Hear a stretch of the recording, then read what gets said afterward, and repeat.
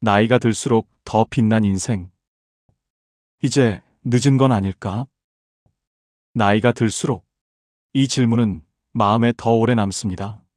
젊을 때처럼 무작정 달릴 수는 없고, 그렇다고 완전히 멈출 수도 없는 시간. 이미 지나온 날들이 꽤 많은 것 같아 앞으로의 선택이 조심스러워지는 때입니다.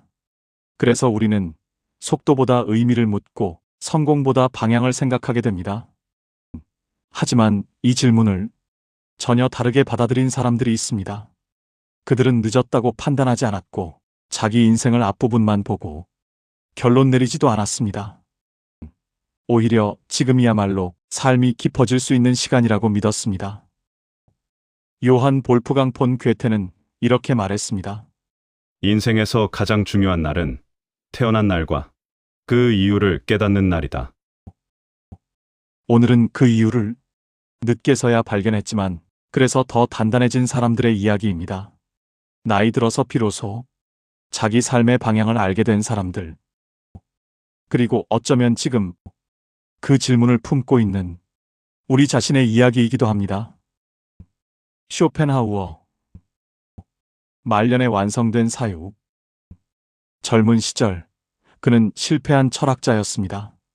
강의실은 늘 비어 있었고 사람들은 그의 말을 듣지 않았습니다. 세상은 그에게 한 번도 박수를 보내지 않았습니다. 하지만 그는 생각하는 일을 끝내 포기하지 않았습니다. 인정받지 못한 시간, 외면당한 침묵 속에서 그는 오히려 사람과 인생을 더 정확히 보게 되었습니다. 그리고 나이가 들었습니다. 욕망은 느려졌고 경쟁에서 한 발 물러났습니다. 그 순간 그의 사유는 비로소 맑아졌습니다. 그는 말합니다.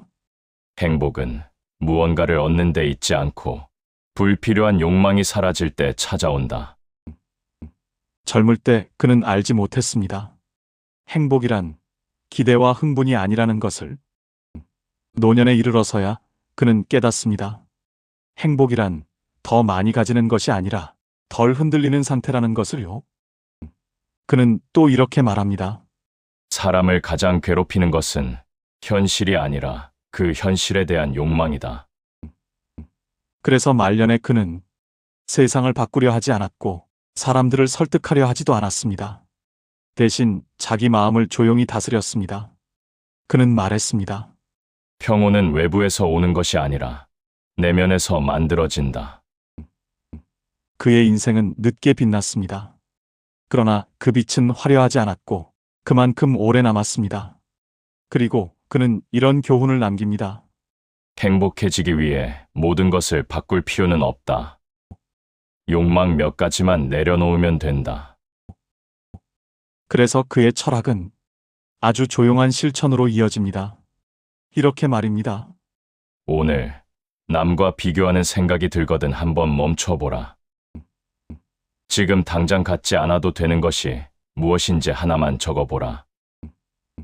그리고 조금 덜 원해도 괜찮다고 스스로에게 말해보라. 그는 우리에게 성공하는 법을 가르치지 않습니다. 대신 흔들리지 않는 법을 가르칩니다. 그래서 쇼펜하우어의 말년은 위대하지 않았지만 깊었습니다. 그리고 그 깊이는 지금도 조용히 우리 삶에 닿고 있습니다. 정약용, 말년에 완성된 삶. 그의 말년은 유배지에서 시작되었습니다.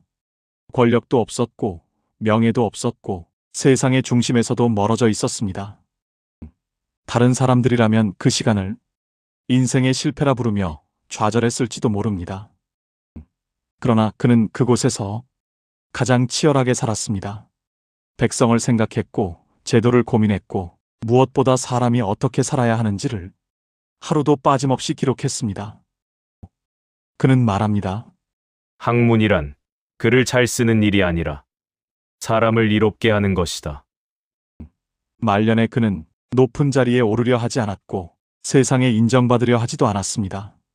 대신 삶의 기준을 자기 안으로 가져왔습니다. 특히 자식들에게 보낸 편지 속에서 그의 말년은 가장 또렷하게 빛납니다. 그는 성공을 강요하지 않았고 남보다 앞서가라고 말하지도 않았습니다. 그는 이렇게 말합니다. 사람은 재물을 남기기보다 뜻을 남겨야 한다. 또 이렇게 말합니다. 말은 적을수록 무게가 생기고 행동은 조용할수록 멀리 간다. 세상에서 밀려났다고 생각했던 그 시간은 사실 그를 가장 사람답게 만든 시간이었습니다. 그는 깨닫습니다. 높은 자리에 있었을 때보다 낮은 자리에서 사람을 더 잘 보게 되었다는 것을요. 그래서 말년에 그는 학자가 아니라 삶의 스승이 되었습니다. 그리고 그는 아주 조용한 교훈을 남깁니다. 잘 살고 싶다면 먼저 바르게 살아라. 그 교훈은 지금도 우리 삶에서 이렇게 실천될 수 있습니다. 오늘 말을 하나 줄여보라. 조언하기 전에 한 번 더 들어보라. 자식에게, 후배에게. 성공보다 사람됨을 먼저 이야기해보라. 무엇을 가질지보다 어떤 태도를 남길지를 하루에 한 번만 생각해보라. 정약용의 말년은 화려하지 않았습니다. 그러나 그 삶은 지금까지도 사람을 바로 세우는 힘을 가지고 있습니다. 그리고 그는 이렇게 우리에게 말하는 듯합니다. 인생의 끝자락에서 사람으로 남는 것. 그것이면 충분하다. 안나, 메리 로버트슨 모지스, 그랜드마 모지스. 말년에 피어난 삶. 그녀는 평생을 평범하게 살았습니다.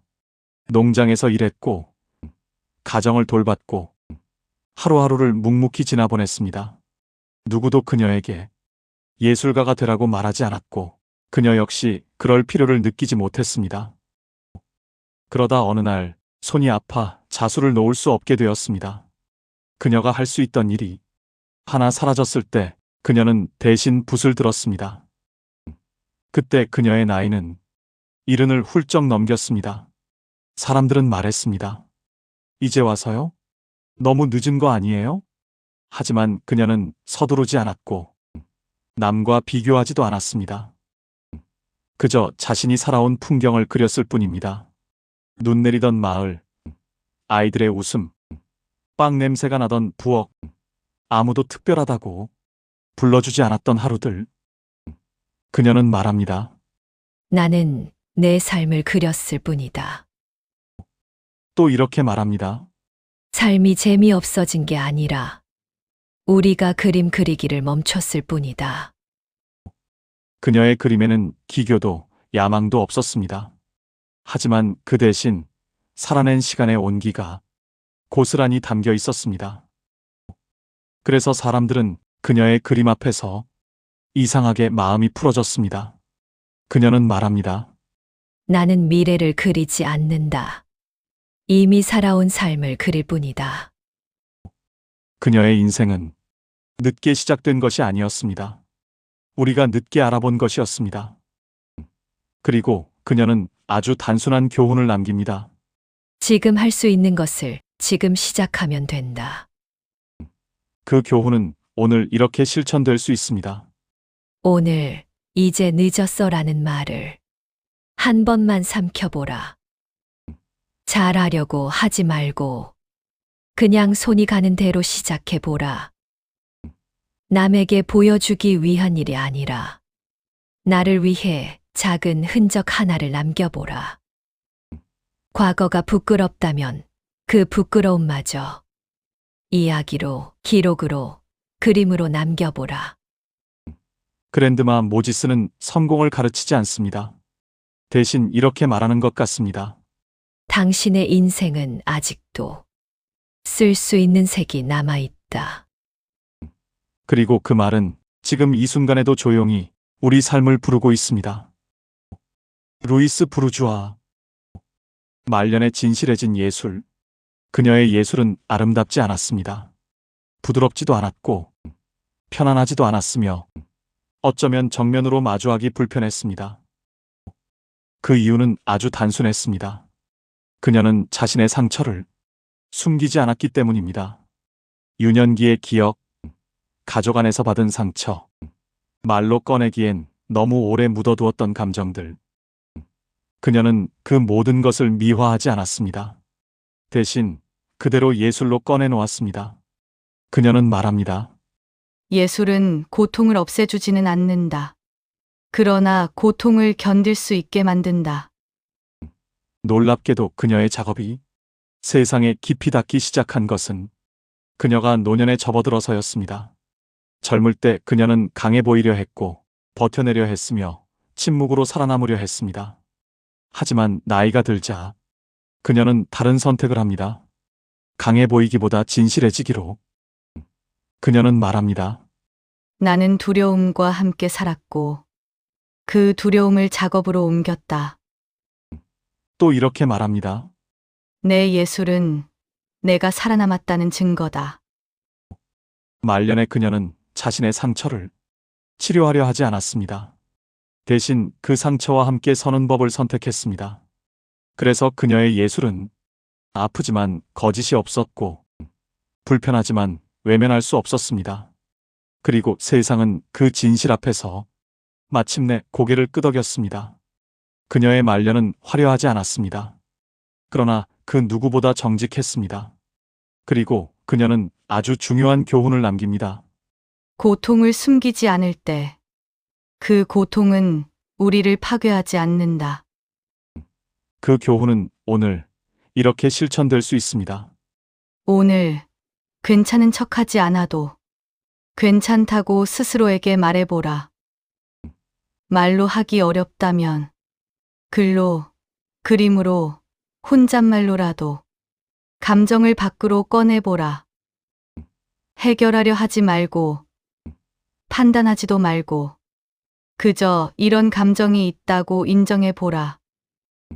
강해지려고 애쓰기보다 조금 더 솔직해지는 쪽을 선택해보라. 루이스 부르주아는 행복한 인생을 약속하지 않습니다. 대신 이렇게 말하는 것 같습니다. 상처를 숨기지 않아도 인생은 계속될 수 있다.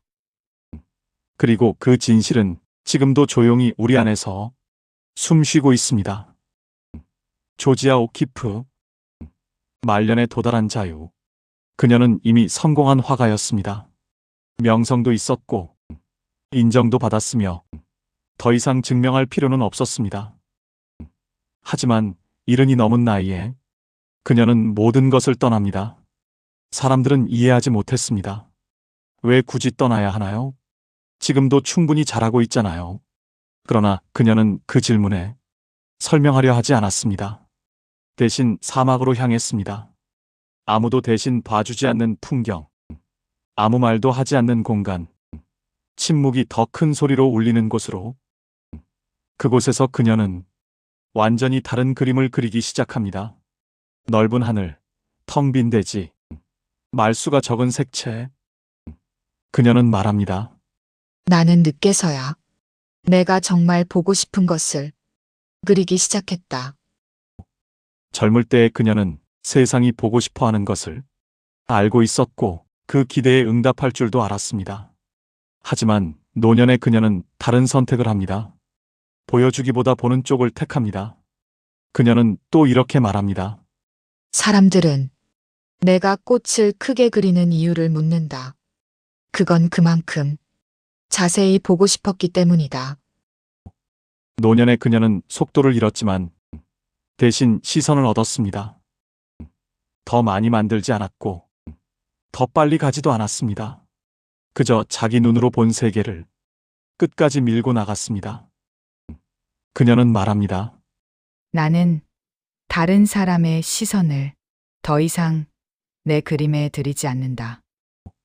그래서 그녀의 말년은 고요했지만 그 어느 때보다 자유로웠습니다.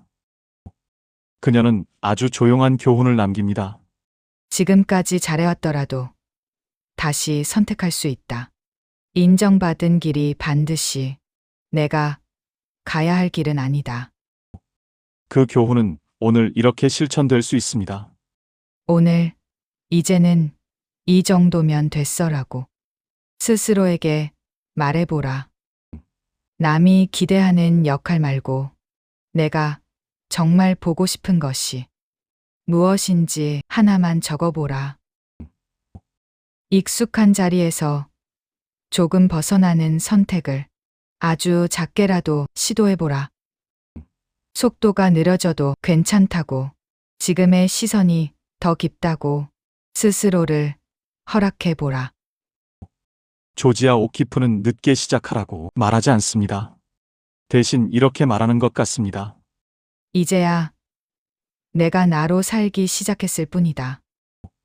그리고 그 말은 지금 이 순간에도 조용히 우리 삶을 사막처럼 넓게 열어주고 있습니다. 이 5사람은 모두 다른 시대를 살았고, 다른 언어로 생각했고, 서로 닮지 않은 인생을 걸어왔습니다. 그러나 말년에 이르러 그들의 모습은 놀라울 만큼 닮아 있었습니다. 젊을 때 그들은 증명하려 했고, 설득하려 했고, 인정받기 위해 자신을 밀어붙였습니다. 하지만 나이가 들자 그들은 다른 방향을 선택합니다. 이기려 하지 않았고, 앞서가려 하지도 않았습니다. 대신 이해하려 했고, 돌아보았고, 자기 삶을 있는 그대로 받아들이기 시작했습니다.